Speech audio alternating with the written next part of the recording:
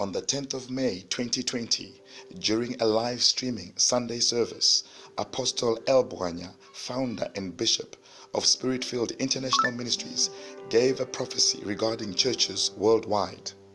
During the prophecy, Apostle L.Bwanya said God had instructed her to tell all Christians worldwide to go down on their knees and pray for the opening of churches worldwide, as there was an influence of a demonic nature that was entering higher offices and using influential people to ensure that the doors of churches worldwide remained closed.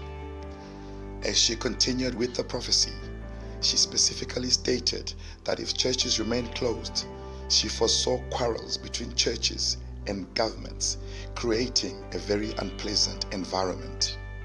Let us watch the prophecy. When I was praying, the Lord ministered to me about Christians to go on our knees to pray, because there is an influence of demonic nature which are also entering to higher offices to influence the issue of church thing. Kuti zita sekuti ziri concern our health and ziri concern a lot, but whilst not, there's a beast yaita enter into the thing of the church and trying to use the influential people to make sure kuti church yaramba is closed. Yes, and the other places will be opened. And God ministered to me that we need to pray, this spirit has to go.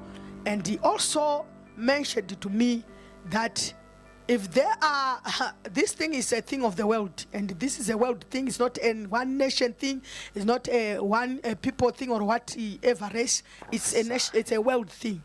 And the truth, the time yakutikana pakadaku shandisirwa mama method are wrong, it can be a disaster, because God is going to force it to the church ivurwe, but using other methods which are also painful. So leaders of nations, they must understand what is all about when people of churches are talking about the opening of church. Within a period of 2 weeks, now this prophecy has been fulfilled, as noted by a certain American publication which read, thousands of churches across the nation, Catholic, Lutheran, and non-denominational and more, are saying no to governors still curtailing America's First Amendment rights under the guise of safety.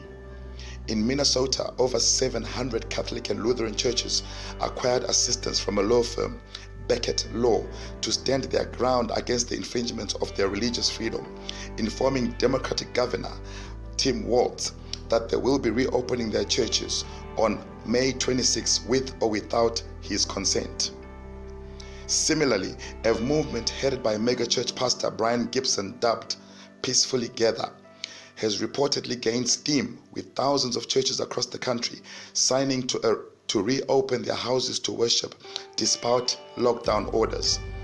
Minnesota Catholics and Lutherans tell Governor Tim Walz they are reopening churches on May 26 after the governor announced malls, salons, tattoo parlors, and casinos can open, but churches can't.